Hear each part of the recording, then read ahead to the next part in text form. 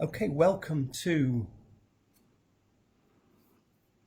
everybody from around the world who is joining us again today, and welcome above all to Mason, who is being Skyped in from the US. Thank you very much, Mason, for being able to share a dream with us. We've been having a few episodes like this with key workers and health workers, and so it's great to have you here as part of that series. And some people who are online will also know you from the All About the Dream Train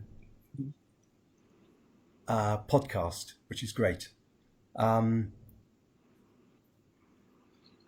for having me. This is awesome. I'm really excited for this. Oh, that's great. Yeah. Yes. So, and if people who are online, because we're getting more and more people joining in now, if they can just comment on if there's any sound issues, but there's no sound issues so far, and we're getting people saying that things are great. So very, very nice to see you, and just also to say thank you to the health workers and thank you to the key workers. And at the moment, what an important thing everything is regarding all of this in the current situation they're in. Would you like to just introduce yourself, Mason, and say what your background is, how you've got here, what your relationship to dreaming is, and just a few minutes on yourself would be great. Yeah, absolutely. My name is Mason William. I am currently in Andover, New Hampshire. I just moved from Portland, Oregon. Me and my girlfriend moved, kind of relocated across the country. I have my CDL, so I have my commercial driver's license.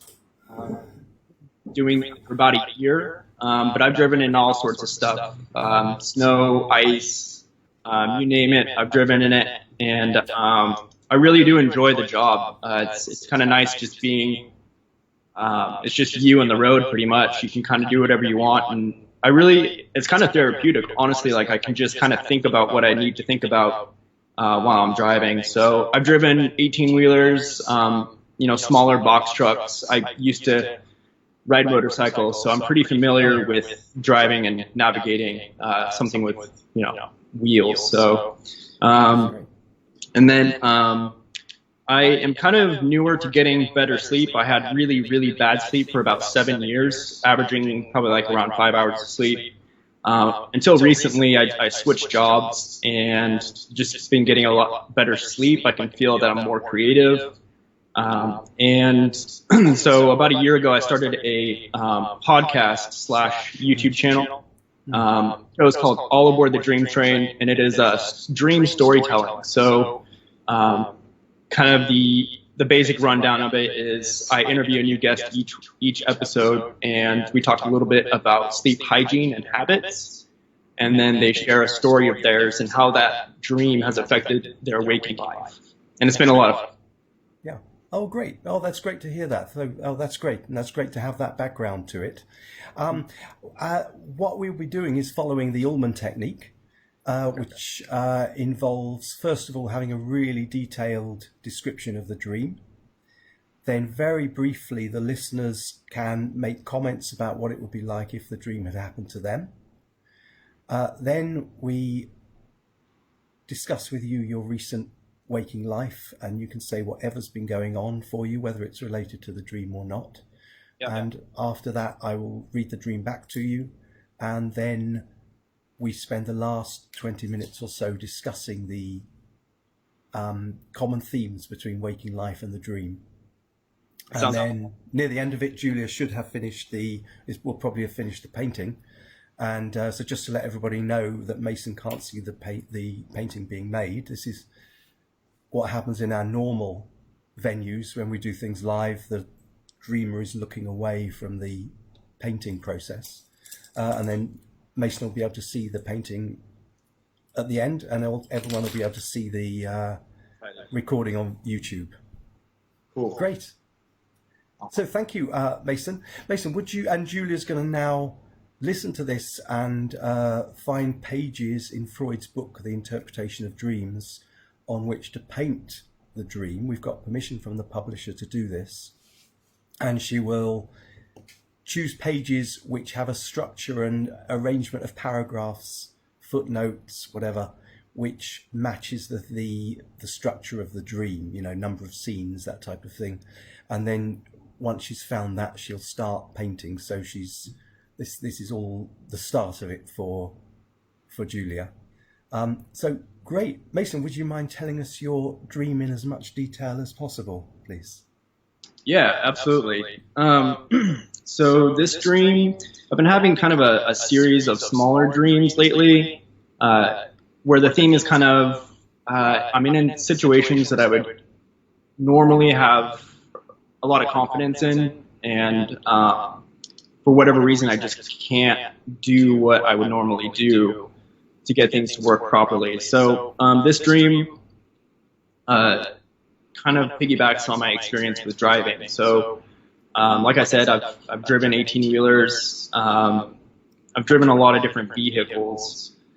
And this particular dream was, I was on my way to go work, to go drive vehicles. And I was on a driveway that was on an incline. And I am in a Mazda Miata. So I don't know if you know what those look like, but they're kind of a smaller car. It isn't a car I would like drive. It's kind of not my style, but so it's a smaller car, not really my style. It's colored brown, which is like a color I wouldn't choose for my car. And so I'm parked on an incline, and I need to get to work. And there's a garage door behind me. And Mazda Miata that I'm in is a stick shift. It's a manual transmission. And so I'm in this car, and I'm trying to put it into gear to get up this hill to go to work. And the stick shift, I can't get it into gear. I can't feel it get into gear. And it's just not working. It's kind of blurry, and I just can't get it into gear. So I'm just messing around with it quite a bit. And I'm not a stranger to manual transmission, so this is something that I would otherwise it would be really easy for me to do. And the street that I'm trying to pull onto is pretty busy. There's a lot of people just kind of going where they're going. It's kind of fast paced, and I'm here just stuck in this car trying to figure out how to put it into gear. I do manage to what felt like it was in gear, so I kind of go to release the clutch and start up this hill. And as I'm anticipating going forward, I start rolling back. And so I immediately stop, and I look behind me, and it didn't feel like I hit the garage or anything. So it didn't feel like I hit the garage, but I wanted to like make sure. So I put the car in the park and got out and walked kind of behind me. And sure enough, like it mangled the door pretty badly, the garage door that was behind me. Yeah, so I kind of just it was a surprise because it didn't feel like I hit anything. But I got back in my car. There was a couple in a van that was kind of parked kind of close, and they were kind of just shaking their heads and kind of like I had like a feeling of embarrassment because this is something I would otherwise be able to do pretty easily. Yeah, they were like kind of in disgust, and I felt pretty embarrassed situation. Yeah, I mean that's pretty much it. That kind of ended right there. Kind of just the feeling of, why couldn't I get this car into into gear and make it up a pretty small incline driveway to get to work. And if I can't get this small Miata out of the driveway, how am I going to go to work and drive a semi truck? I'm used to backing up and being in some pretty stressful situations, and this was not really a stressful situation. So. Right. Okay, that's great. Thank you. In a second, a couple of seconds, Mason, I'll just get you to say it again. Cool. But just to clarify a few things first, did the carriage door have a color?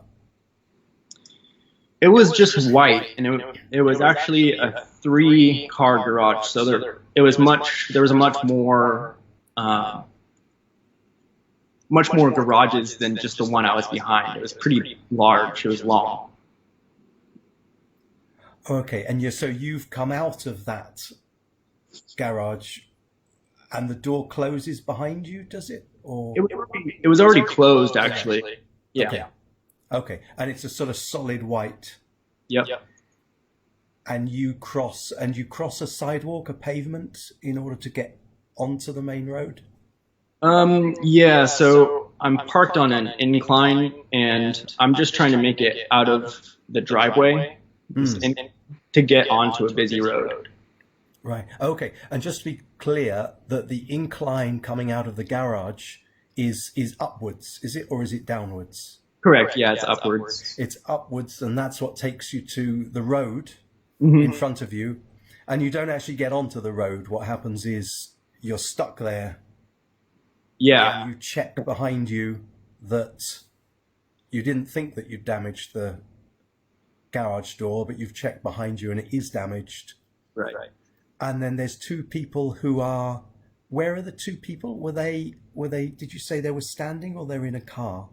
They were in a minivan, just kind of parked to my left and in front of me a little bit, kind of just off into the corner. They were just in the same driveway area. They were just. It was quite a large driveway, but they were just parked within the driveway. Oh, great! Within the incline. So there's an incline going up. And you are obviously, for all our listeners around the world, you're driving on the right, going up the incline, and they have a car parked on your left, on the opposite side of the road. Yeah, the where they're parked is it would be a private driveway, so they were just parked there and kind of sitting there. But the driveway that I'm on isn't like a main thoroughfare or anything, but I'm trying to get onto the main thoroughfare. Great. Okay, that's great. Would you mind just saying the dream again? And that would be helpful to everybody. So thanks very much, Mason. Just in as much detail as you can. Yeah, totally. So within the dream, I am on my way to go to work. So I'm not in a huge hurry or anything, but I'm just trying to get to work. And a little bit of background: I'm a commercial driver, so I drive all sorts of things, large trucks and whatnot. And the vehicle that I'm taking to get to work is a vehicle that I wouldn't typically drive myself. It's just not really my style. There's nothing wrong with them, but it's a Mazda Miata, so it's a rather small car, and it is colored brown, which is it's not a color I would choose to paint my car. So it's just an off color. It's a manual transmission, so a stick shift, which is something I'm pretty confident in driving. So I need to go to work. My car is parked on an incline, so I need to go. It's on a driveway. I need to get up this driveway to make it onto the main road, which is pretty busy. There's quite a few cars kind of buzzing about, and there's a garage door behind me, a large white garage door, and it's actually a three garage port. So I'm in my car and I am trying to get it into gear to just get up this driveway to get onto the road. And for whatever reason, I'm just kind of trying to get it into gear. And none of it is working. It looks kind of blurry. And again, this is not something I would usually have an issue doing. But I just can't, for the life of me, get it into gear. And then I think, I try to start going forward. So I guess, I thought it got into gear. And as I let go of the clutch, my car just starts drifting backwards. So I'm kind of worried about hitting the garage door behind me. So it doesn't feel like I hit it, but I wanted to get out and check and make sure. So I park the car, I get out, and sure enough, I hit the garage door, and it's kind of bent, angled a little bit. And again, I didn't think I hit it. I just kind of wanted to make sure and see where I was. And so I get back into my car, and then there's a couple that is in the same private driveway that I'm in, but they're just parked, man and a woman. I remember that. And they're kind of just looking at me with disgust and kind of shaking their heads. And I'm embarrassed because this is something I usually wouldn't have an issue doing. I'm just putting a car into, first gear and making it up the hill. So, yeah, just feelings of kind of embarrassed and kind of defeated a little bit, I guess. Right. Okay, thank you. Thank you very much. Could I just ask, because in a little while we'll ask our listeners around the world if they've got questions, but I just wanted to fill in on a few first about the number of people that were around. Does that mean there were people walking along the sidewalks? There was more cars. I don't really remember people. Okay. But it was busy. Quite a few cars, I suppose. Right. Okay. So it's busy, and it must be. You mentioned you're going to work, so I assume it's daytime. Yeah. It's pretty light outside. Right. Okay. And the sort of the road, it's just got buildings on either side, or houses, or. It's more of a suburban type area. It's actually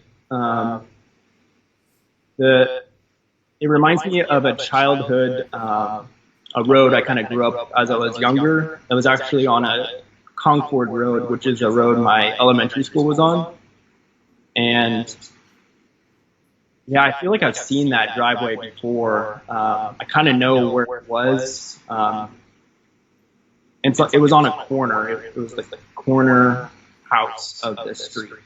But there's a lot of houses around, not too many buildings. Oh, I see. Right. Oh, I see. So it's a suburb. So does that mean it's sort of separate houses? Or yeah, mostly houses, kind of, next to each other a little bit. There weren't any really buildings, so there's a lot of it was suburban for sure. Okay. And does that mean that there's grass and trees? Or you didn't notice those, or that's not?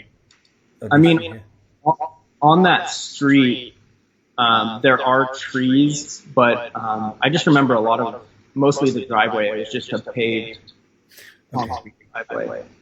Okay, it's a paved concrete driveway. Mm-hmm. And does it have a sort of pavement walkway on either side just for people walking up, or is it a flat driveway? It flattens out, so after the incline that I'm parked on, it kind of levels out, and then the road is pretty flat.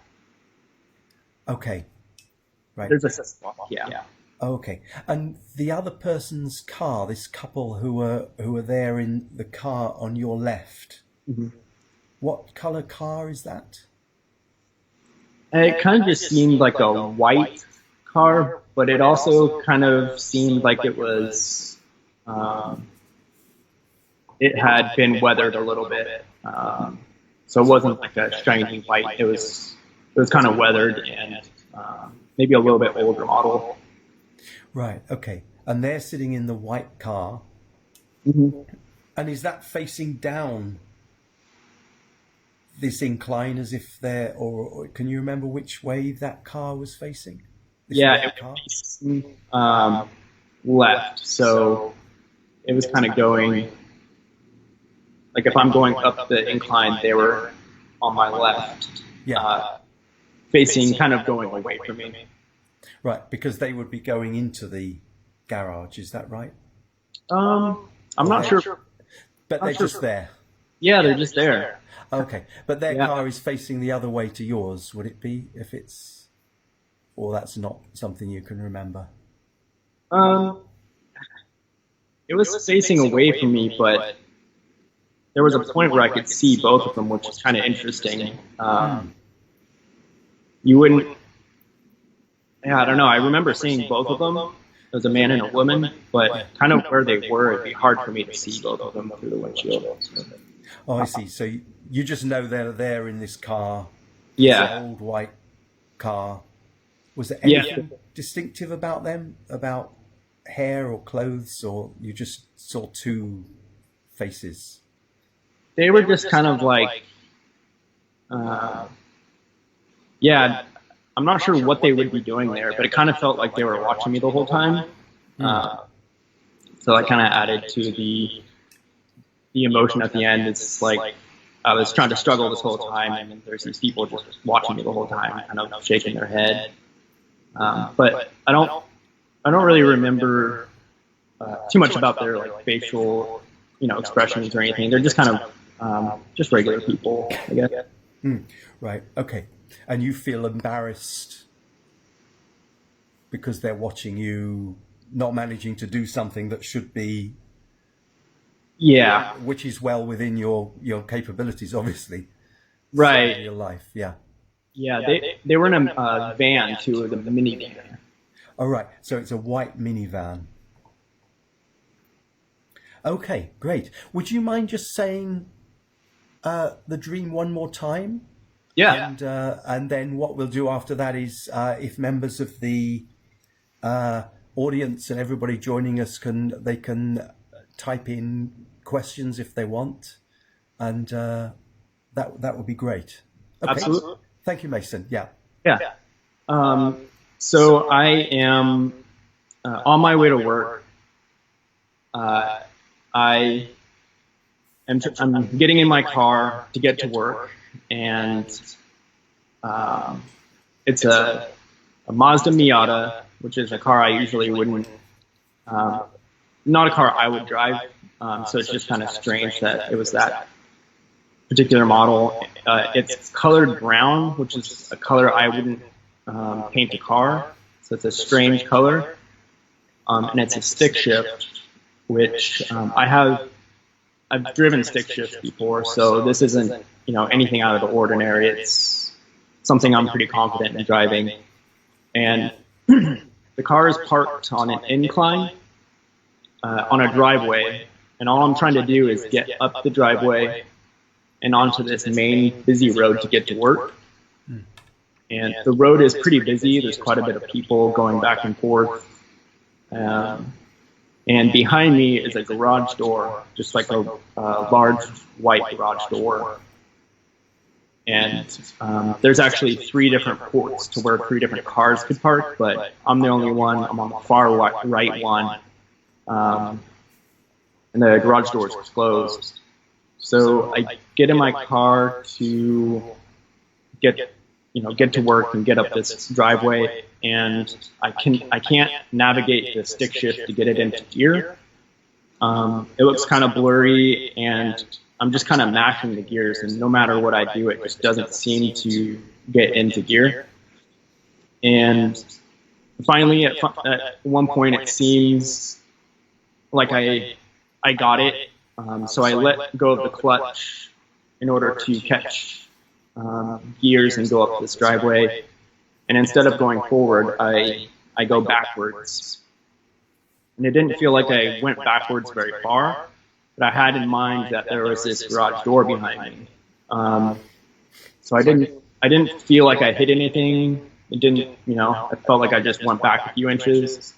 But I wanted to make sure, so I get out of the car, I walk to the back, and I've hit this garage door behind me, and it's kind of bent up and it's definitely damaged.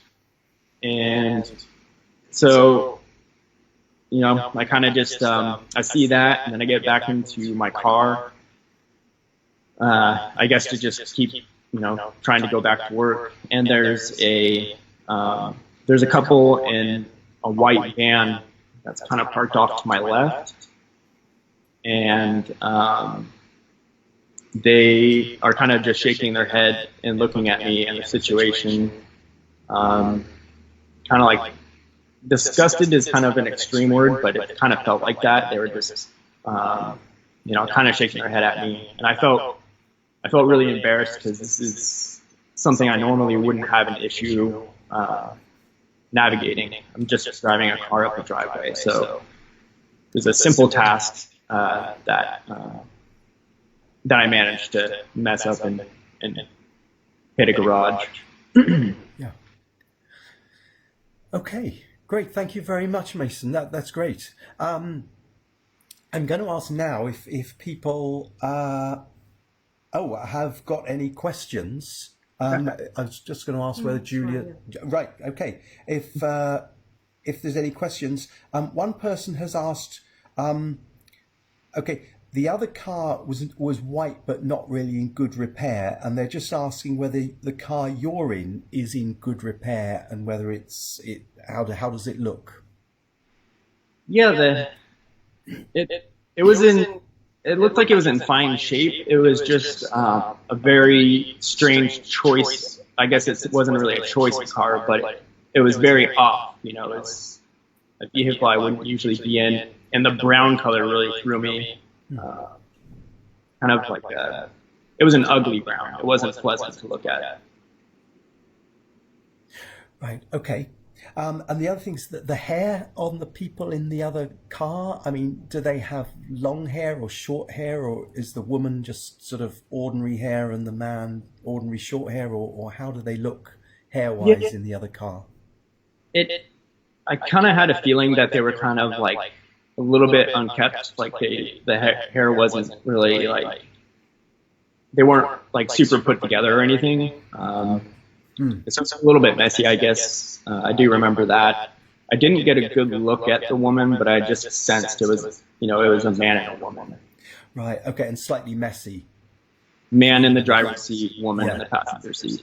Yeah. And slightly messy. So, and you wouldn't have caught their clothes or anything that they were wearing? No. Yeah. Just your, t-shirt probably, but nothing out of the ordinary. Right. Okay. And do you know if they look older or younger than you? Thank you to the person who said that. Sorry. Mm-hmm. Yeah, they're a little bit older than me. Yes, I'm 33, so they were probably like, 45, 50, something like that. Oh, okay. So they're a bit older than you. Yeah, and absolutely. They're looking at you. Disgust is too strong a word, but it's sort of getting on to. They were just like, kind of. I got the feeling like, someone said like, "What's going on? Get it together, man." Kind of just like, "What are you doing?" Type. Yeah. Okay. And another person has asked, "What were you wearing in the dream?" I feel like if I was just going to work, we had uniforms, so I was probably just in. Our uniforms are just like black khakis, work boots, and I think I was just in a t-shirt. I can't really say what I was wearing too much, but if I was going to work, that's what I would be wearing. Okay, that's great. So it's sort of black khakis for your clothes, and possibly t-shirts for the people who are looking at you. Yeah. Somebody else has asked, is it your garage door? It's not. No, it's not. It's not my house. It is just. yeah, it's just I don't even know if it's really my car. It's just it does seem like I've seen that driveway before, though. It was this road that was I'm thinking of in the dream was kind of right off of a road from an elementary school that I used to go to. So the general area kind of seems familiar. Right. I see what you mean. And so in real life that wouldn't be your house, but in the dream, do you know if that was your house that you were just driving out of the garage from, or that's not really clear? Yeah, I can't really say that's too clear. If there was three garages, it would be way more than I would need. So where I'm coming from, that's a good question. I can't really say. Oh, I see. And it's 3 cars wide, the garage door. So It's that's yeah, it's a big driveway with three car garage. Yeah. yeah. Okay. Oh, that's great. Thank you. Someone else has said, how did you feel when you discovered the damaged garage door? And so she just asked, how did you feel? Like I said, that's a good question. I didn't feel like I hit anything, so when I saw it, I was kind of just like in disbelief. It didn't feel like it. It didn't seem like I rolled back that far. But yeah, it was. It wasn't just a dent either. It was pretty like bent up and busted up. Right. Okay. And when you got out and saw that was the unexpected damage, what did you feel then? Yeah, I couldn't really believe it. It just it seemed like more damage than what would happen if I were to just roll back into a garage door. But yeah, I definitely felt like in disbelief. I was upset, embarrassed for sure, because just the situation. Right. Okay. So that's upset and embarrassed about that, and then you got back into the car. And somebody else has asked before you. I think this means before you were in the car at the first instance. Was that just how the dream started? You just happened to be there in the driveway trying to go up. Yeah, yeah. I was just kind of. That's all I remember, at least. I was kind of just in the driveway, then got in the car, and then. But yeah, there was no really lead up to that. Not that I can remember, at least. Yeah. Okay. The dream just starts there. With the color of the car being brown, is that something that you noticed in the dream isn't your choice of color, or is that really when you woke up that you realized that was a strange color? It. I don't know if I reacted too much in the dream because I kind of just needed to get to work, but that definitely stood out.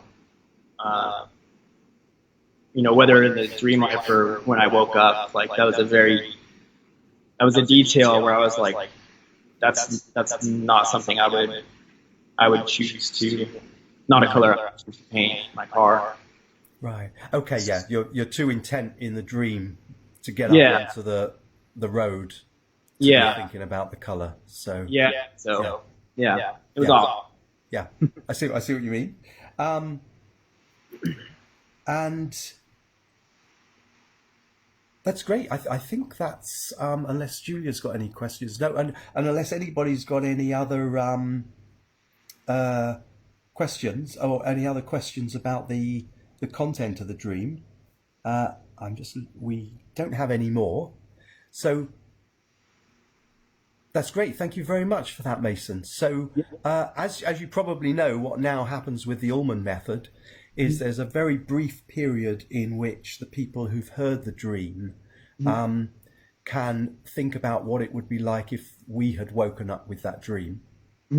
Cool. And so now I'm going to invite all of our viewers and listeners around the world to type in anything about what it would be like if they had the dream. This is a very brief period, and for the rest of the time, we're the dream belongs to Mason, and we're trying to fit it into his life. But for this very brief period, we'll just do this for 5 minutes or so, 5 to 10 minutes. If anybody has thoughts about what it would be like if this dream happened to them, could you let us know? And I will see whether we're getting any messages from all the people. I mean, my thought, I'll just say it because we haven't got one yet, my thought was actually that I had an out of control car dream once. This was about 2 years ago. And there was really nothing in waking life I could see that would make me be in the back seat of an out of control car, a car which wasn't doing what I wanted it to do. And I had mentioned it to somebody else who'd said that out of control car dreams are a real theme. These are a particular type of dream, is not having full control of a car. So that was interesting when I was told that.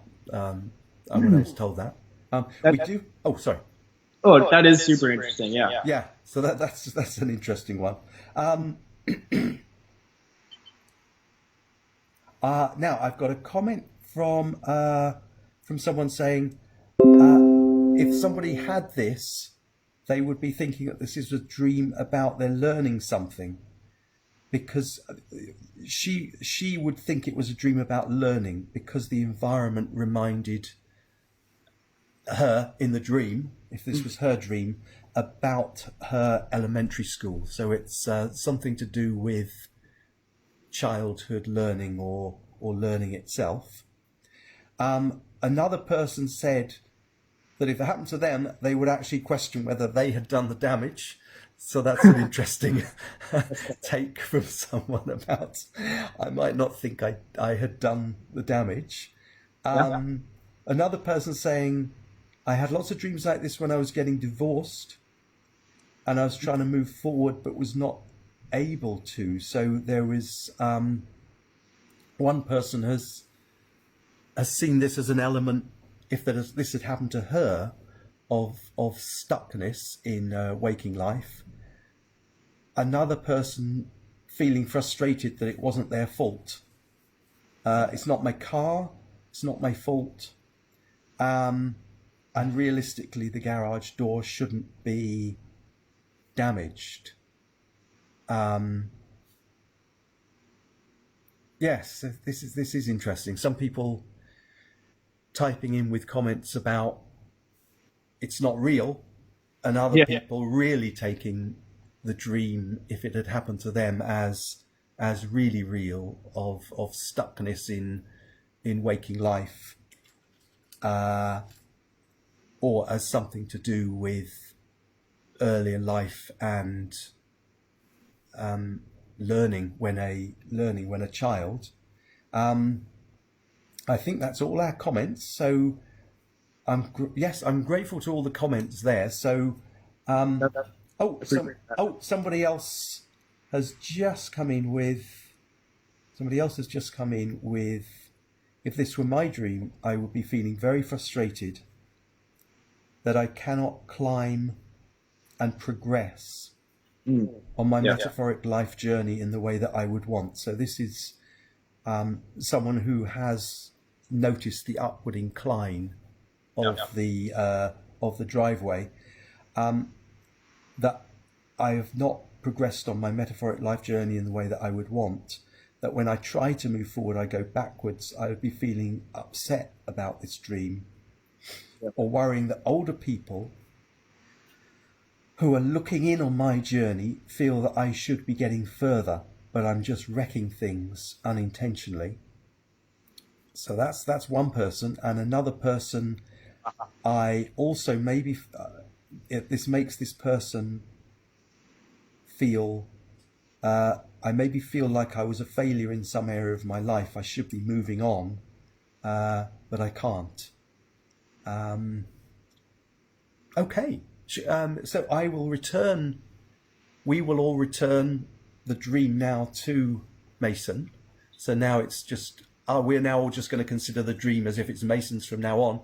But we invite Mason to think about the comments or just respond to any of the comments that have just been made about how people would see this dream in their own life. Yeah, that was super interesting. I'm really I gotta thank anybody that responded. That's really cool to hear all these different takes on it. Yeah, I definitely feel like the incline was kind of like I guess an obstacle. You know, the car could have been on it could have been on a down, flat or going down. But it's interesting that it was on an incline. Yeah, and I would add though, there was a lot going on in my life. I mean, everybody had a lot going on with the coronavirus, but this was a dream. I was relocating, me and my girlfriend and our dogs, across the country. I just moved from Portland, Oregon to New Hampshire, so I was born and raised in Oregon, so I was definitely leaving a very familiar place and relocating across the country. So there's definitely a lot going on in our lives, in addition to the coronavirus. So I just feel like there was a lot of moving parts in my waking life at that time. But yeah, it's very interesting to hear the different takes on my dream. Yeah. No, thank you. Yeah, no, there were certainly different takes in that. There were disbelief takes. Yeah, it's interesting to hear. There were meaningful takes. Yeah, it's interesting to also hear that some people would question whether the damage was theirs as well, because that's kind of a good point.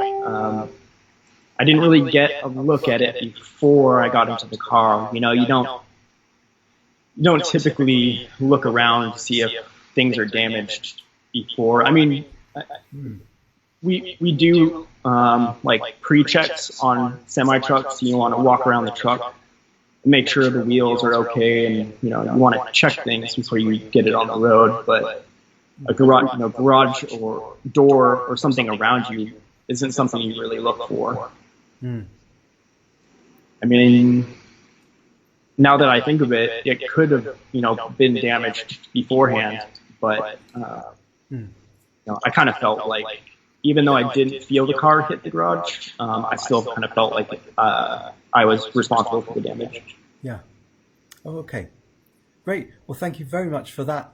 Thank you. Those thoughts, Mason. Yeah. So what we do now is we move on to the next stage. That was your response to the "If It Were My Dream" section of the Allman technique. So now what we move on to is the next stage of the technique, in which we just invite you to talk about what was on your mind on the day before the dream, whether you can remember what was on your mind as you fell asleep, whether or not you've got any remembrance of people who you had communicated with that day or spoken to, just anything to do with waking life concerns or events or good things, bad things, anything that was on your mind that day or in the days before that. Yeah. So I have it written down that this dream happened on April 13th. So by that time, I think we're still on the road, either on the road or still in Portland. So we hadn't left Mm. We hadn't left our house in Portland yet. One thing, before we left, all of our belongings were set into one of those moving pods that relocates your belongings. And that already left. So we were literally we had our camping gear in our empty house that we just moved everything out of. And it was a very strange time, with some states closing down their borders and not closing down, but potentially, closing down their borders from people moving in or going out.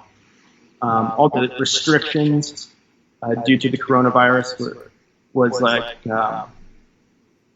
there was a lot of uncertainty during that time, and it was just strange being in a house with only camping gear.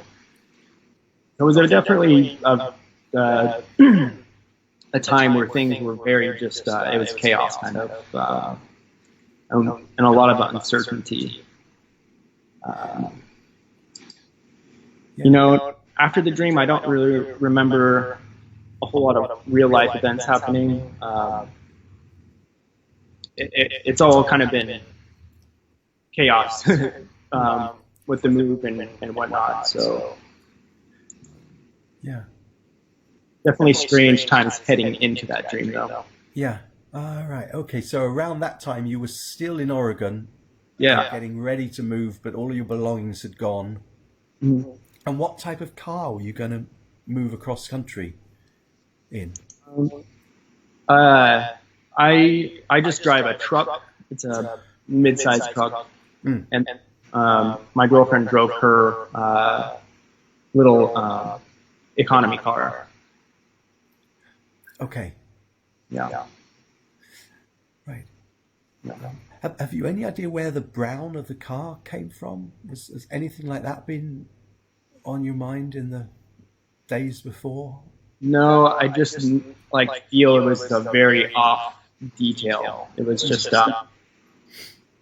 I've never wanted a brown car. I don't particularly like brown on cars.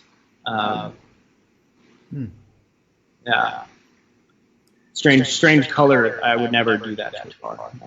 Yes. Oh, right. I see what you mean. And had you had any thoughts of your childhood suburban environment in the days before the dream?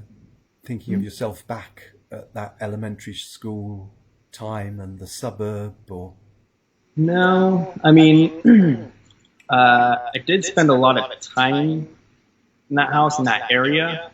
Again, I was born and raised in Oregon. But it's interesting that you say that, because I was in the process of moving across the country. So I was literally leaving a familiar area I've been all my life. So yeah, it's just a childhood area, that I knew really well. Yeah. And was that area in Portland and close to where you had the dream and you were living when the dream happened, or is it quite a way away? It's in the suburbs of Portland, more specifically Oak Grove area, but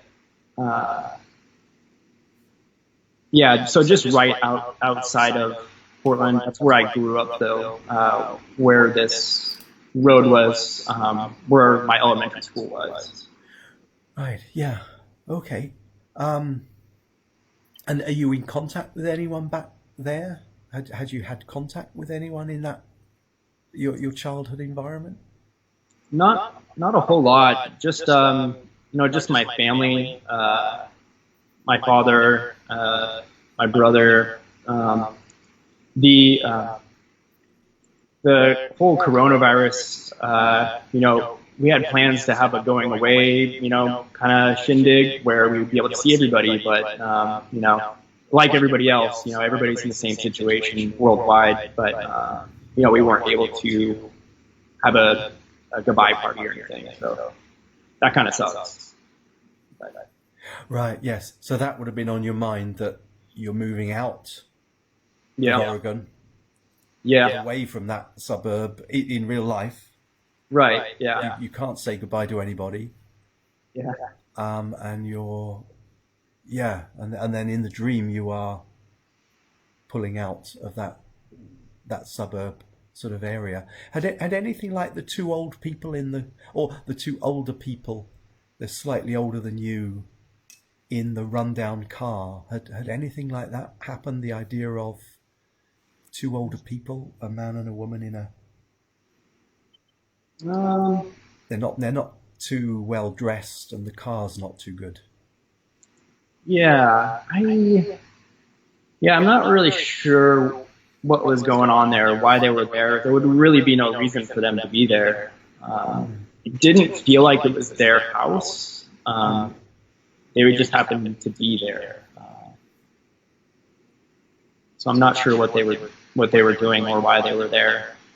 And they're about 10 years older than you.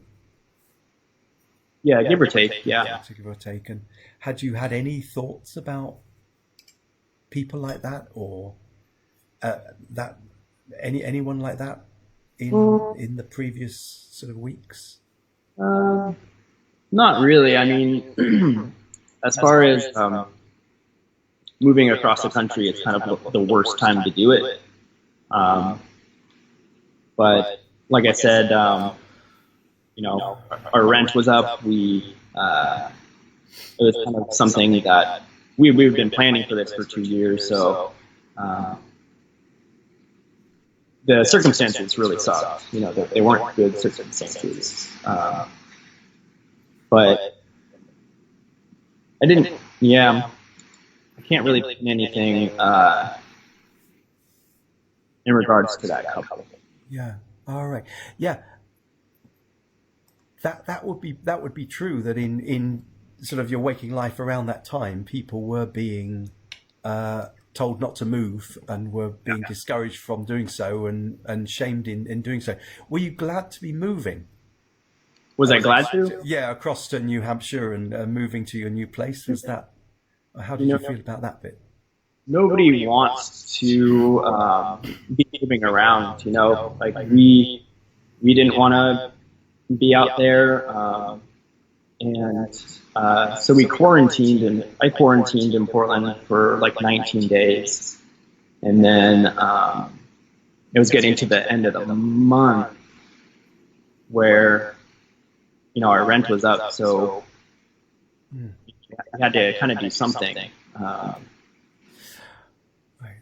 We have friends elsewhere that we could have stayed with, but then you're not isolating, you're coming in contact with other people. So when we made our move, it was just me and my girlfriend, and we drove straight through. We stayed at hotels, disinfected as much as possible, wore masks, but the timing was not ideal.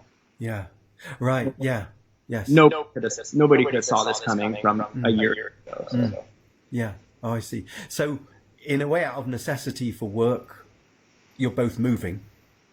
Mm-hmm. It's like you said. It's no one really ever wants to do that, but you're going to do that, and that's needed. Yeah, I mean, shelter is kind of essential. Our rent was up in Portland, so we kind of had to do something.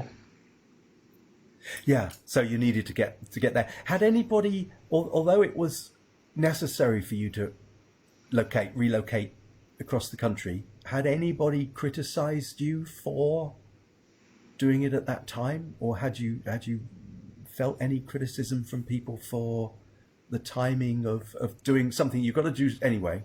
Yeah. But the timing of it, had anybody criticized the timing of it? Not criticized, but I had spoken with family, and they were saying it's not a good time. And obviously, I knew that, but the timing is just terrible timing. Yeah. Right, I see what you mean. I mean, were they more concerned for you it's a bad time for moving, or were they thinking it's not a good time for everybody else? You know, it's good for you to move, but moving is something that affects everyone. I don't know which of those. I think it was they were maybe more kind of worried about both, but you know they were probably worried about me. But you know, it's again, you know, we weren't doing it for fun, and you know, it wasn't for going to the beach party or anything. You know, it's Yeah, trying to yes, relocate. So, but yeah, I'm sure I felt some, I guess some you know judgment, I guess, but yeah. yeah, No, it's you a hard. got to do it. Yeah. No, we can see you just got to do it. You know, one person has typed in with, was the truck a UPS color brown? Because UPS has brown. Yeah. Yeah. The so the car I was in was Miata. The other car was a minivan. I've never driven a brown truck. Um, my truck is black. My personal truck that I drive for my daily driver is black. So I haven't had any connection with a brown vehicle outside of seeing, you know, UPS trucks once in a while. Yeah. Yes. Yes. No, that's interesting. So that's an interesting comment about Yeah. the UPS is the big movers and use brown as their sort of branding. Yeah. Interesting. Right. So if anybody has any questions for Mason, just and we're now at the point we just concentrate on waking life. We're not, although there may be, you know, the wanting to. At this point, we can ask for associations to the dream if they bring you into waking life. But the main issue is now is finding possible waking life sources, or also just what was on Mason's mind in waking life, whether it's connected to the dream or not. It's just good to know them, because sometimes those sources end up being connected, and it's a bit of a surprise when we find that they are. So your girlfriend was going to drive with her small car at the same time as you, so you'll be both be driving across, and you're both getting ready to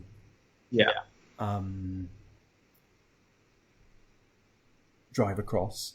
Although somebody had mentioned sort of metaphorical inclines in life, has there been any real inclines?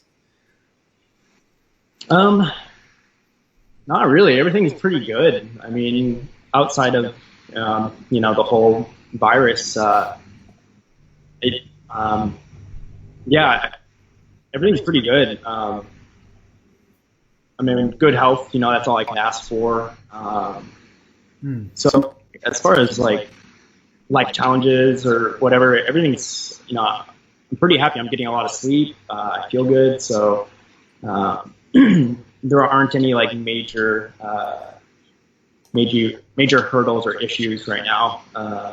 You know, other than the just, you know, kind of relocating. You know, we both had to quit our jobs. Well, her job, the service industry just shut down, so she lost her job. But yeah, I resigned from mine in order for the move. Yeah. All right. Okay. Somebody's asked about any free associations to the word inclination, about, you know, inclined up or inclined down, or getting up, or well, in the dream, it's heading up, isn't it? It's up the incline. Yeah. I don't know. Yeah, I can't really just what was on my mind a lot is just the relocating. You know, moving from somewhere I've been in my whole life to somewhere I've only been to once previously. Yeah. I see. Yeah. Somebody said, were there any in the process of moving? Were there any false starts, like the rolling backwards and not managing to get into gear for going? I mean, that's an interesting question. It was just a really weird time because each day, new things were being broadcasted on the news. You know, before this move, we had planned to go to different national parks and do some sightseeing, but every day they were saying this state closed their, national parks. So day by day, almost hour by hour, things were shutting down and changing completely. So, yeah, our plans changed day to day, pretty much. Right. Yeah. And in the actual, so that affected you going across. And did anything ever affect you actually just getting going to get across, or did everything work on the days when it should have done? Yeah, everything worked out pretty smoothly as far as getting all of our stuff at our house into our moving pod. Our pod left, that we have all of our belongings had left, and then we were just kind of waiting, quarantining and waiting to see what was going on. Right. Yes. And then just the issue of you're not going to be able to stop at nice places along the path Right. along. Yeah.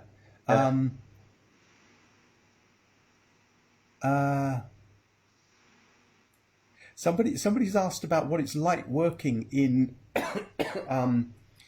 It will be working delivering in the current environment with the dangerous virus in it, the empty public spaces, other people safe inside, and just how that compares to the normal working life you've had before. Because you've mentioned enjoying that, but it's just how is it now with all of this? Yeah, absolutely. Well, kind of my worries are, you can be asymptomatic, show no signs of anything, but still carry the virus. So even though, you're, might be around younger people or just someone that doesn't show any signs, you can still pass it on. We had a roommate at the time, which is an essential worker, works in a grocery store. And my girlfriend worked in the restaurant industry. She lost her job. So it's, it's not a crazy idea to possibly be asymptomatic and carry it. So if I'm a delivery driver interacting with my customers, there's a point there where you could be passing something on. And then also, when I'm making my deliveries, those people are with the public as well, so they could be passing it on to me. Even though I don't interact with a bunch of people throughout the day, I'm still I could be possibly carrying it around with me the whole time. Yeah. Yeah. Right. Wow. Yeah. No, I can see the dangers of that. Yeah. No, nobody wants to give it to someone else or take it, Yes. Yeah. Yeah. The garage door and damaging a garage door, or just something that's big and white and damaged, does that make you think of anything?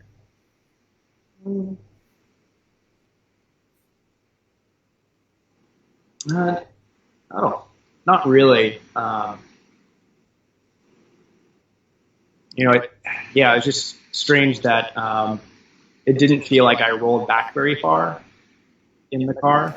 And then I was able to get out and look at it and see the damage. But, I didn't feel anything in the dream. I didn't feel hitting anything. So it was a surprise to see once I got out that something was damaged. Yeah. And had anything like that occurred in waking life of unexpected damage to something, whether it's a door or white or whatever? Uh, no, not really. Um, Okay. no, I did get rid of a lot of, for the move, I got rid of a lot of possessions, probably stuff I didn't really need, but um, my girlfriend says I'm a little bit of a hoarder. She makes fun of me that I like to hang on to things, but I got rid of a lot of stuff, but Yeah. Okay. not a Yeah. lot though. Yeah. Yeah. Okay. Thank you. We've got a comment from somebody saying about this sort of sudden, unforeseen accident, and is a bit like the blind way we encountered Corona, as if we did not see it coming our way. Then suddenly there it was, and it caught us and made us go into reverse. And so it's a bit like, being stuck. Can't go to join everything else, is a bit like the virus. And there's a second person who said this about the brown being feces coloured, and that that's very relevant to either the situation we're in, just in general, or the bodily nature of the situation and of the virus. So somebody's That's they're funny. making real comments about the link to the actual virus here. Yeah, I mean, I would agree with that comment. Hmm. A pretty, you know, pretty terrible situation we're all in. Everybody's in it together. Yeah. Yeah.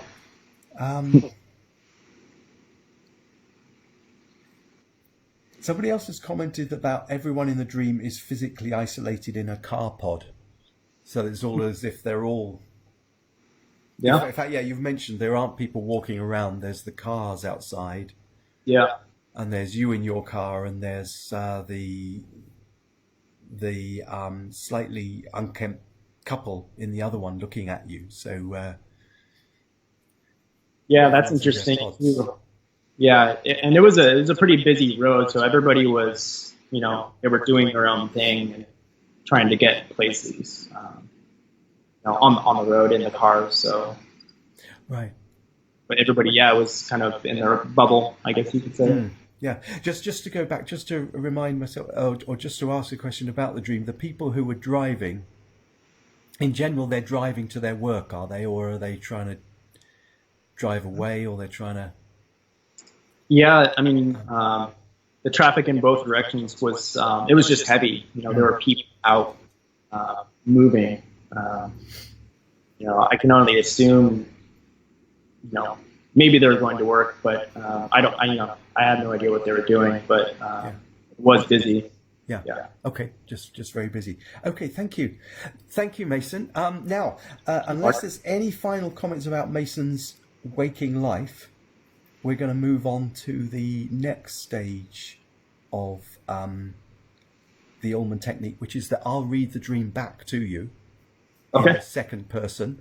If there's anything you think of, either about the dream or about your waking life while I'm doing that, please just comment. And Okay. especially if I get anything wrong about the dream or if I miss anything out, Okay. that would be great. So I'm going to read it out now. That you are on your car in the up incline, going away from a white garage door, trying to get onto a busy road.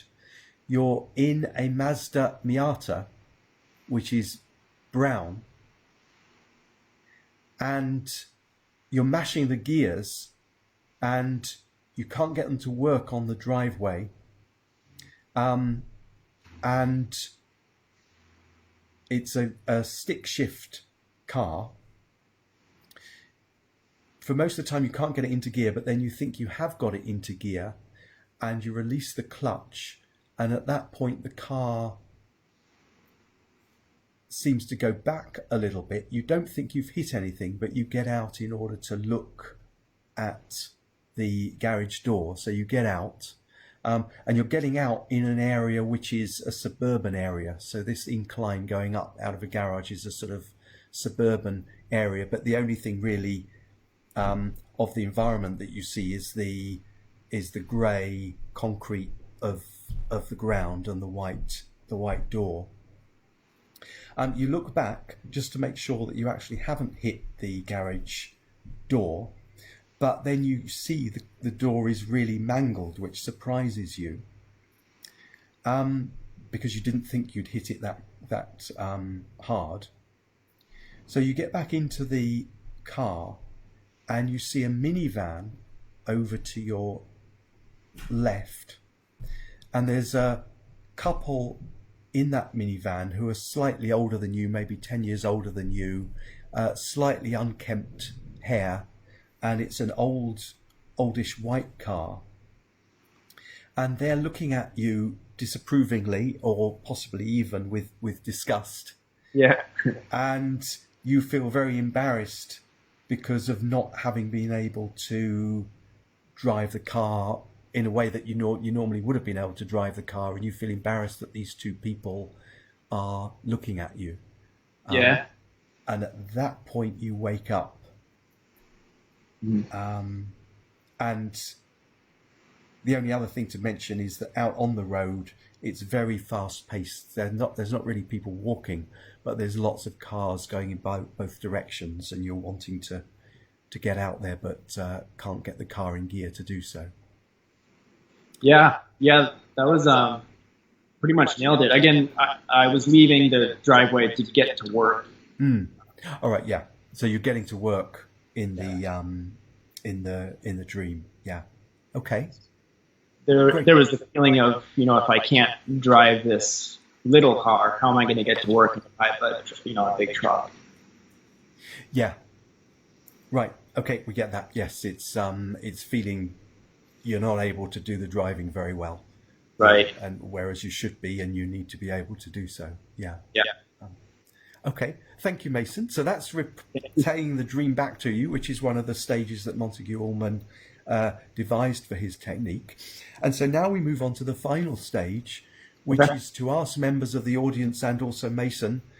We've got all the point of the technique. The Allman technique is to get as much information as possible about the dream, and then to get as much information as possible about Mason's recent waking life and events and concerns in it.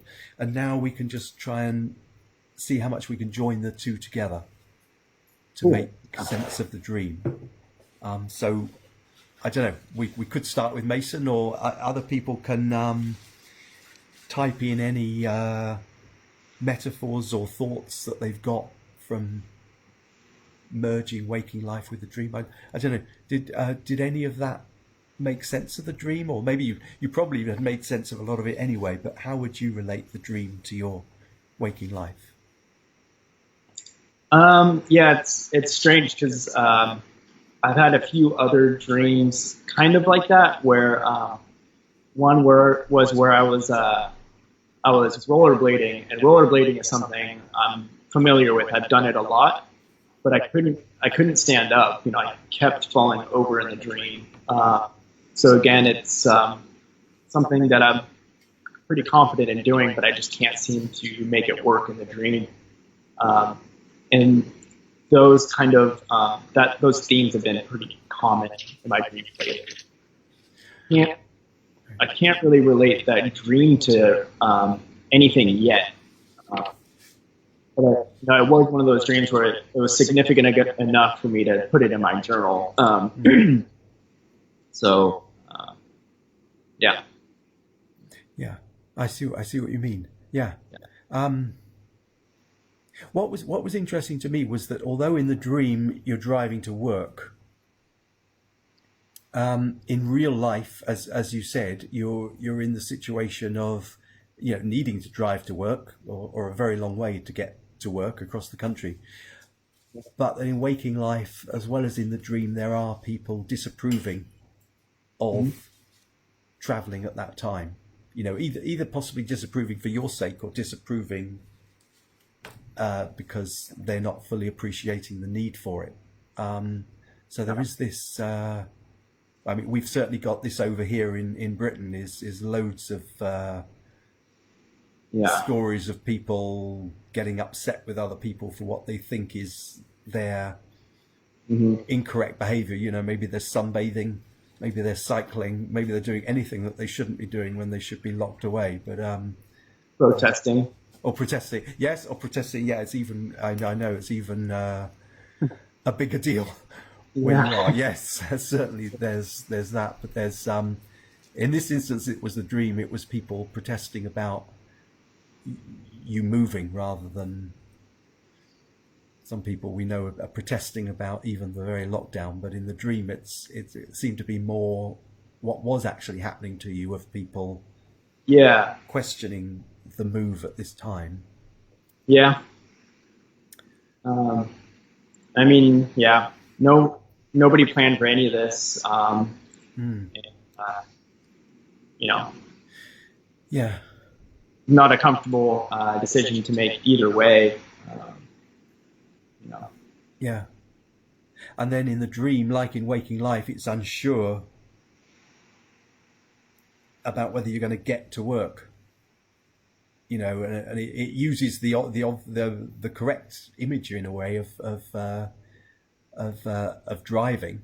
You know, and an inability to drive in it. But the main thing that's happening in the dream is you can't be sure whether you're going to get to your job. Yeah. Which is a very waking life concern for you and lots of people.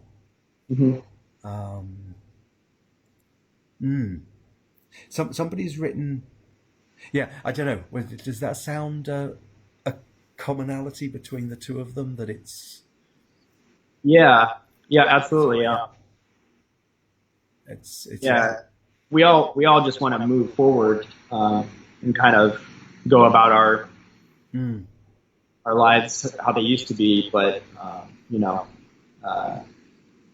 yeah, we're unable to do that. It's out of our control right now. Yeah. And in some respects, what makes it worse is, you know, in the dream, and also when people are awake, you can see other people who are getting on with things. Yeah. So, you know, there's a lot of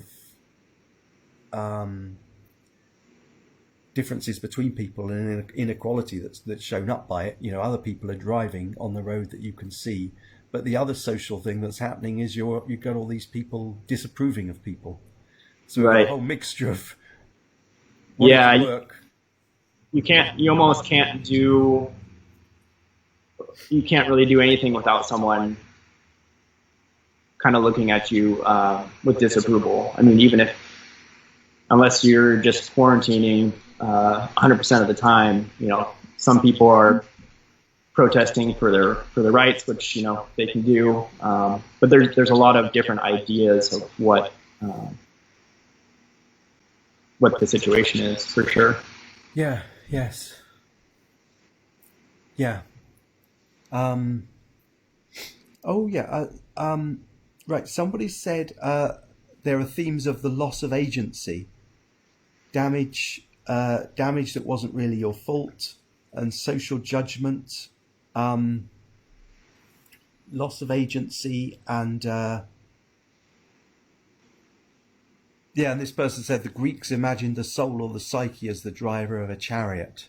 So, you know, the car out of control really is a symbol or metaphor of losing one's agency at the moment. Yeah. Yeah.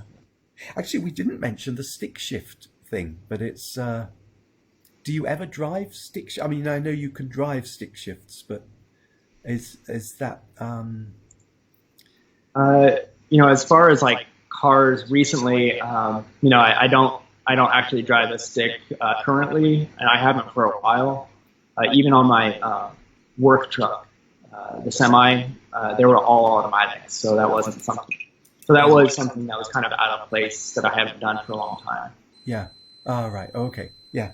But in a way, it just adds to the difficulty of everything. You know, you can't get the gears in place. And another person actually rightly points out, We didn't mention that the garage was for 3 cars. I wonder why 3. There seems to be room for more than one person. But that becomes impossible when the door's wrecked. No one can open the door anymore at the moment. It's a white door, like a blank page. A new start that has been spoiled somehow. That's quite a complicated one. They're pointing out, first of all, the 3 cars, but they're also pointing out the white door like a blank page being spoiled somehow. Yeah. Yeah, and that's kind of a good point. You know, I wasn't looking for damage before I got in the car. You know, so someone said earlier that it could have, you know, already been there. You know, it could have been, but yeah, that's interesting. Yes. It's a blank page. It could have already been damaged before I even got in the car. Yes. And so, however it's happened, the blank page has been damaged, which, yeah, I see what they mean. There's, you know, you were having a blank page in life and moving across Totally. to a new thing, and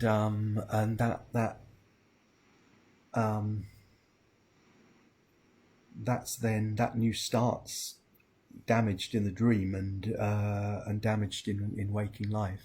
So yeah.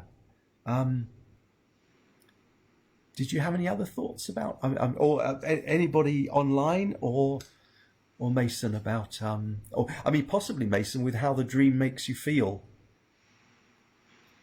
and how that relates to waking life as well? Yeah, I mean, it's not something I'm like dwelling a whole lot on, that particular dream, because a lot of my dreams have been kind of with the same theme. It's just kind of off dreams, you know. So I'm not dwelling on that one, you know, any more than anything else. Just kind of going along from here on out.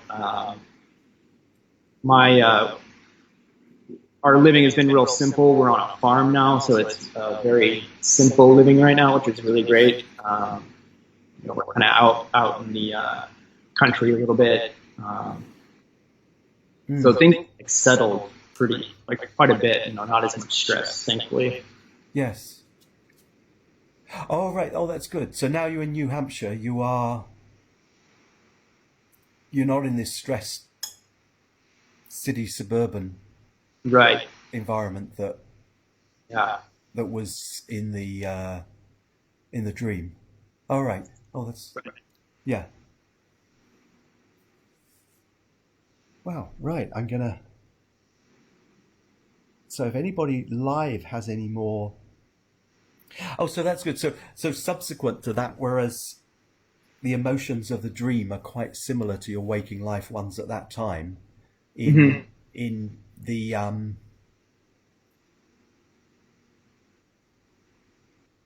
that sort of thankfully changed since then. Now you're in New Hampshire. Yeah. There was definitely a lot of uncertainty, you know, just like anybody else living anywhere right now. But it's kind of come, for the most part, for now at least, it's come to a close. You know, we're not feeling those stresses and Great. Right. uncertainties as much. Yeah. Oh, that's good. And how is it in your? So it's partly in the country, in New Hampshire, that you're managing to be. Yeah. The farm. Yeah, Andover, New Hampshire. It's you know, much smaller than Portland, Oregon. Much less dense. Everybody's real nice. Not as busy. It's nice. Yes. Oh, right. Oh, I see. Oh, that's good. Yes. Right. I'm gonna ask. Where are we now? We're on 1724, so that's great. I'll just see whether or not anybody's adding any more comments in. I'll just. Yeah, really appreciate anybody that has commented so far. It's been really interesting to hear other people's inputs. Yeah, no, we certainly have had some interesting comments. So I'm really grateful. We've got a lot of people around the world uh, joining in, and Yeah.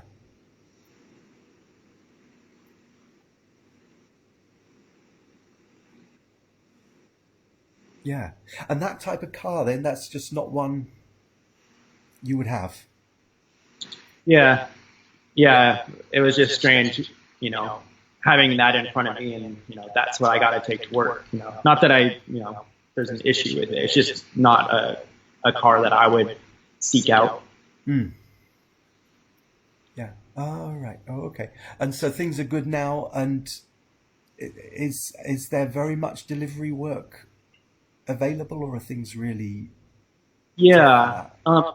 I'm kind of just taking it easy for now, but I will have to return to work soon. Our funds are slowly disappearing, and so I will have to go back out. But it's in pretty high demand. People got to get their essentials, so Yeah. have to get out there and start applying here pretty soon. Yeah. All right. Oh, I see what you mean. Yes. Yeah. Yeah. Um,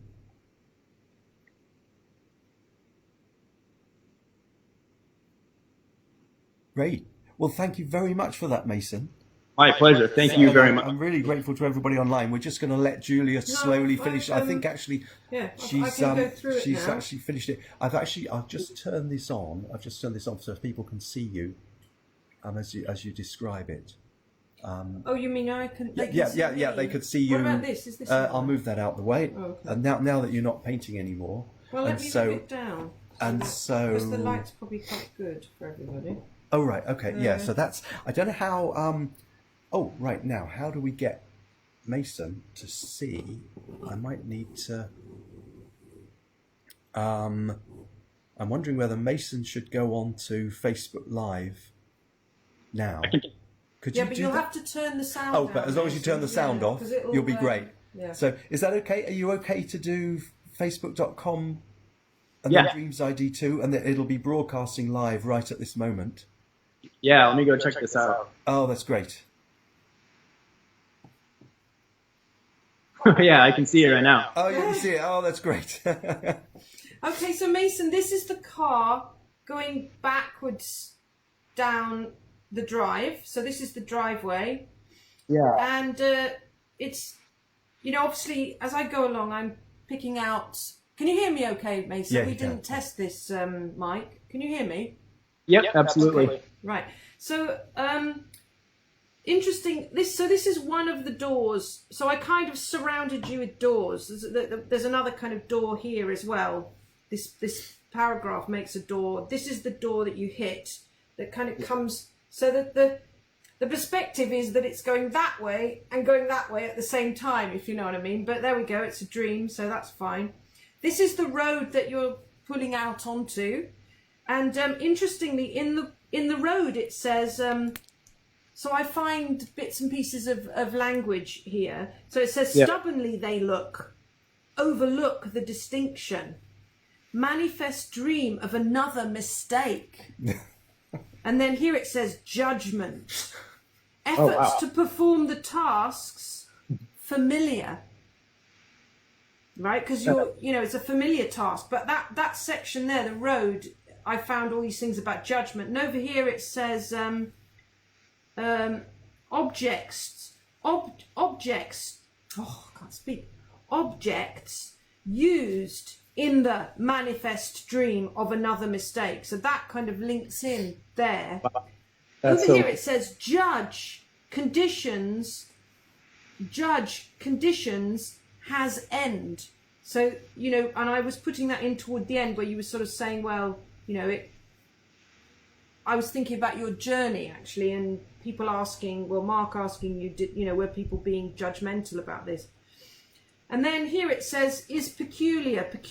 And that was in the brown, that actually is sort of all the brown colour of the car there. And you were saying, oh, the brown is, so is peculiar. And then here, problem changes unconscious through the dream life. And then over here, I really like this. Just, can you see this here, Mason? If I point, it says state and state. And you said you were passing through states when you were driving, so I thought that was quite nice. And then it said, and then after state and state, it said, yet I wish to remain, which I thought was quite nice. Wow. And that's all in the door. This is meant to be the crumpled door here, coming up toward me, if you know what I mean. And then in these people here, it says, we are capable, you know, because they're judging you, you know, we are capable. And over here it says opposed, which is in her eye. We must. Opposed, we must. And then it says here, this is the first one I found, wholly inadequate, you know, because they're judging you, you know, wholly inadequate.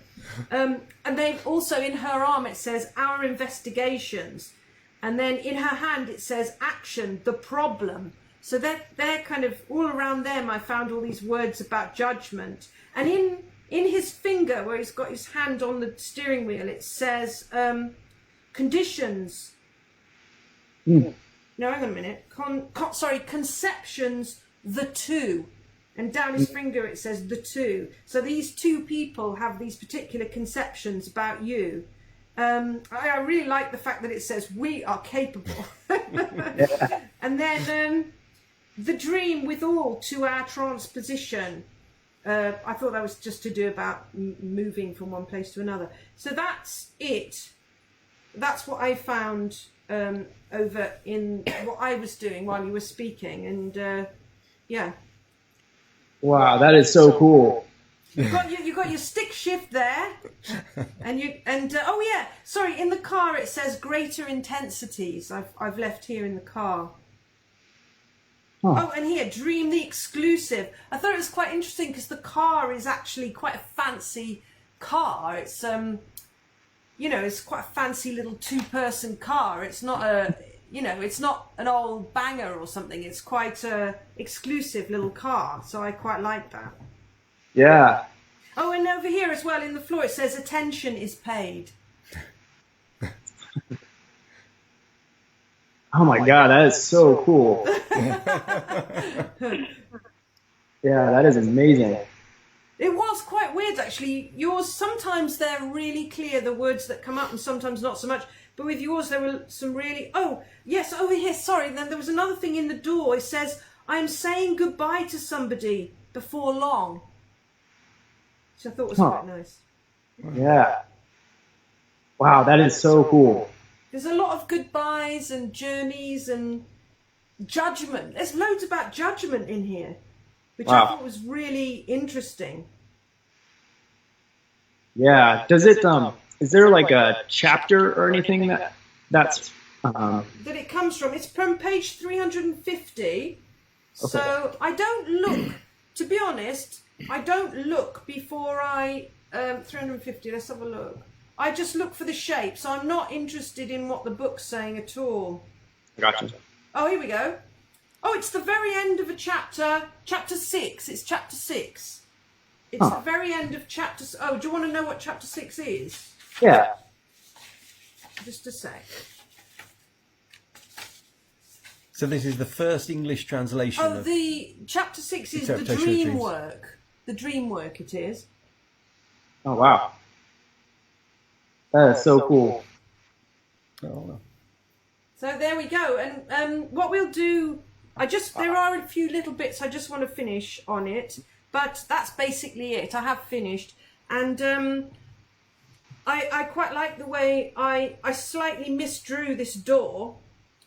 And I quite like the way I misdrew it because it's all broken. You know, it's like you've hit it, you know. So I quite like that. I wanted to show that kind of brokenness. But we'll after the lockdown, we'll get it printed. And we'll do, because what happens, we'll get it enlarged and printed, and then we make we put it into a mount, so you can, you know, do something, frame it if you want to, And so it'll be a bit bigger than this. But also the Giclée print doesn't age. So this, we've got several of these pages and they go very yellow and they begin to age and deteriorate because it's only a book that we're tearing up. So the Giclée print we only make one print, so that will, that's yours. Oh, actually, no, sorry, we make two prints because we keep a print and we give you a print. So. Yeah, this has been like a dream come true. I've been following you guys for quite a while now, and this is so cool to see and do the whole process. It was an honor. It was awesome. I love what you guys do. Yeah, well, same for us. It was really great to receive this dream and to pay attention to it, and for me to paint it was great. Thank you very much, Mason. Yeah, no, it's great, Mason. We've had a comment through from Deirdre Barrett. Julia, I love the way you've represented the dream and great word correspondences. Yeah, they're amazing. Thank you, Deirdre. Yes, and they, like we all know, those are there pretty much by chance, because Julia chooses the page according to the shapes of the texts on it, and then thankfully finds you can't these words. You can't not find anything because it's Freud talking about dreams, but it is sometimes quite strange, the dreams that pop up, the words that pop up. Yeah. Oh, and somebody else, Deirdre Daly, thank you. Oh, thank you for this one. The dream work, and she's put work in capital letters. Oh, yes, of course. Cool correspondence for a key worker. Yes, brilliant. Thank you, Deirdre.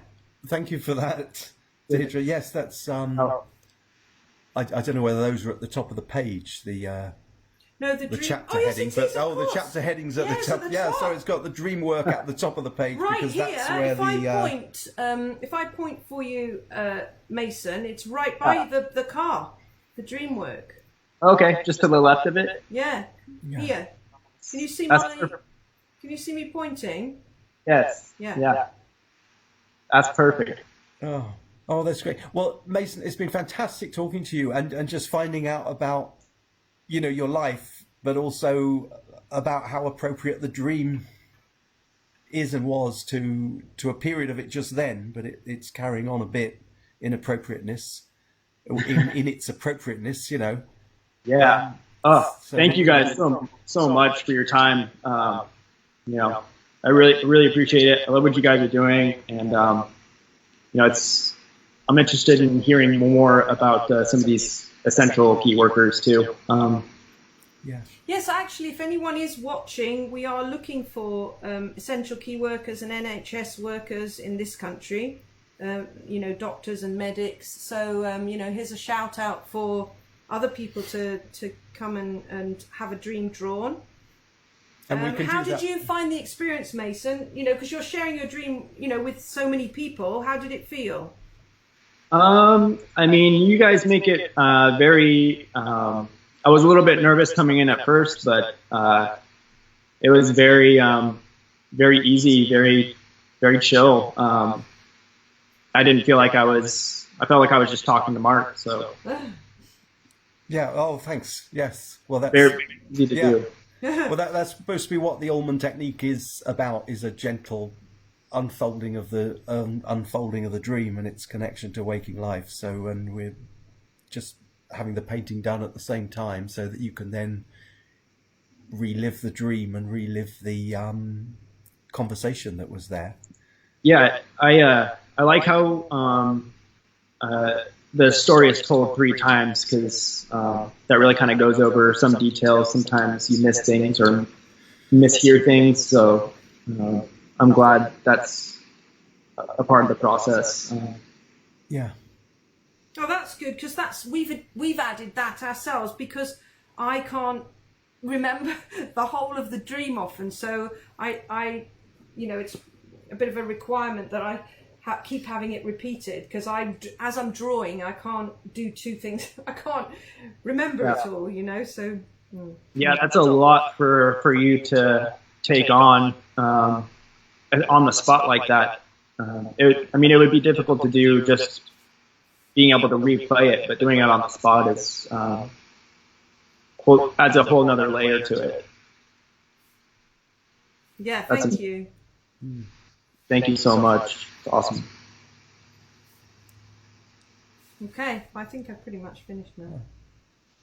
So what we're going to do is we will photograph the painting with an iPhone now, just so that we can put it up onto the ISD site, and so that we can show that to people. Is that okay with you, Mason? That we'll take a photograph of that, and then so that photograph we'll then use for a little while until we can get the artwork scanned. And what I've got at work is a high definition scanner that can make a really accurate JPEG of it. So we'll get that done eventually when we're allowed back into work, because we're not really allowed in at the moment.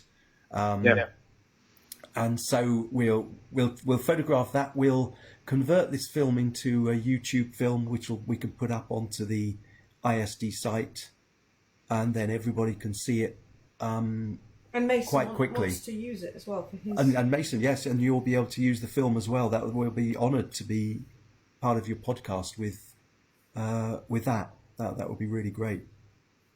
Yeah, I'm excited for that. That's going to be a very, very fun episode to share with some people that weren't able to come here live. Yeah. Oh, that's great. Well, people in a couple of hours or so will be able to see the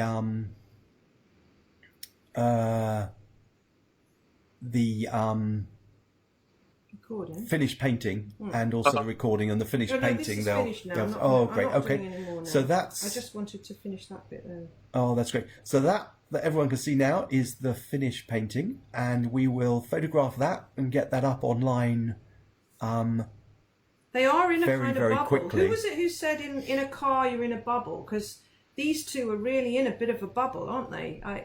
That's how they're painted. They're in a bubble, which is and actually the way that the paragraph structure is laid out makes them be in a bubble as well. So. Yeah. Great. Well, thank you very much, Mason. That's really Thank great. you. Thank you so much, and thank you so much for sharing your life as well as the dream. Oh, absolutely. Anytime. Yeah, It's an honor. we do appreciate that, and one of the reasons we're doing this series with health workers and key workers is just out of respect for what they are doing. Yes. And so that's a really big part of this, about why we're doing this for anybody worldwide in those professions. Can contact us, and we'll carry on doing this for them, because one of the things this is showing is that the strains and concerns people have got when they're awake are coming into their dreams as well. So so thank you. Thank I love you, it. Mason. Great. Okay. Well, thank you, and I thank the audience as well. And Appreciate it. we will get this back up onto YouTube very quickly, and we thank everybody for taking part today. Thank you, guys. Okay, thank you. Right, Bye. bye. Bye. Yeah. Bye, Mark. Bye bye.